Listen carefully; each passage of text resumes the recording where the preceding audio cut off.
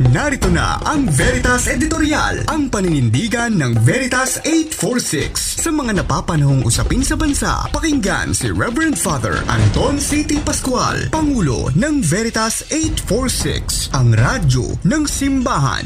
Veritas Editorial. Mga kapanalig, sa kanyang kaarawan noong ika-13 ng Setyembre, sinabi ng ating kasalukuyang Pangulo Bongbong Marcos na naglaan ang kanyang opisina ng mahigit 300 milyong pisong pondo para gawing libre po ang mga serbisyo sa mga pampublikong tertiary hospitals. Lalo-lalo na dito sa Metro Manila, isa sa mga hospital na ito ay ang Philippine General Hospital or PGH, na takbuhan ng mga mahihirap nating kababayang nagkakasakit o kailangang magpa-ospital. This is my treat to you. Masayang inanunsyo ni PBBM sa kanyang talumpati sa paglulunsad ng Agri-Puhunan at Pantawid Program sa Nueva Ecija. Pero ang libreng pagpapa-ospital ay para lamang sa araw na yon. Ayon pa sa Department of Health o DOH, kailangan ma-interview ang mga pasyente o kanilang kapamilya na tinatawag na Medical Social Services ng ospital. At pagkatapos ang assessment at evaluation, babayaran ng kanilang gastusin sa pamamagitan ng DOH Medical Assistance for Indigent and Financially Incapacitated Patients Program. Abang haba.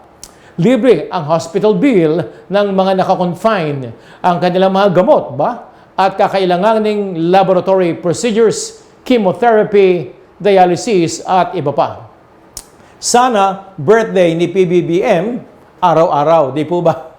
Malaking bagay ang tulong na ito para sa ating mga kababayang hindi alam kung saan kamay ng Diyos kukunin ang kanilang panggagastos sa ospital at iba pang serbisyong medikal.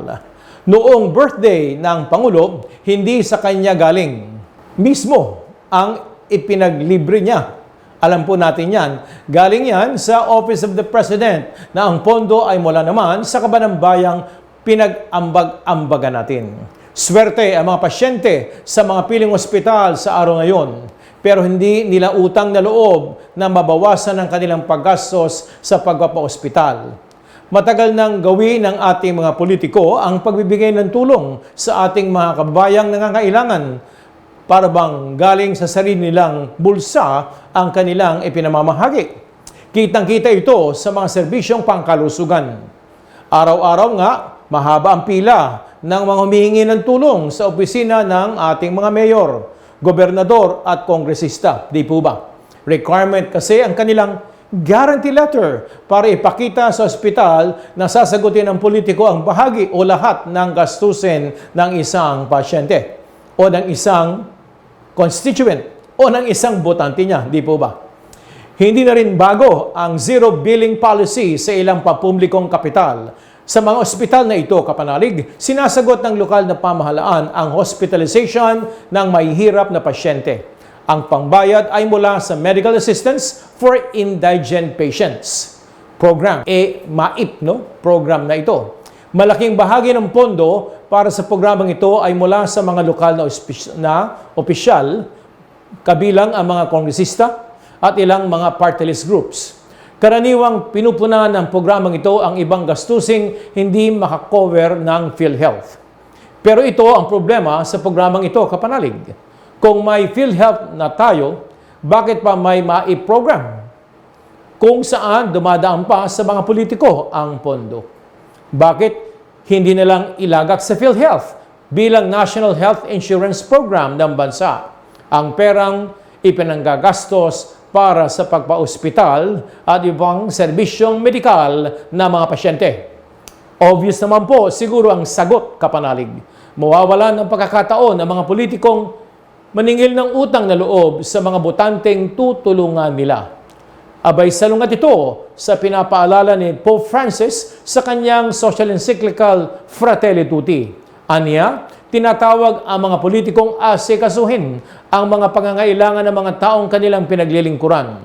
Solusyon sa mga mabibigat na problema ng taong bayan, hindi ang pangsariling interes at kasikatan ang dapat nilang pagtuunan ng pansin.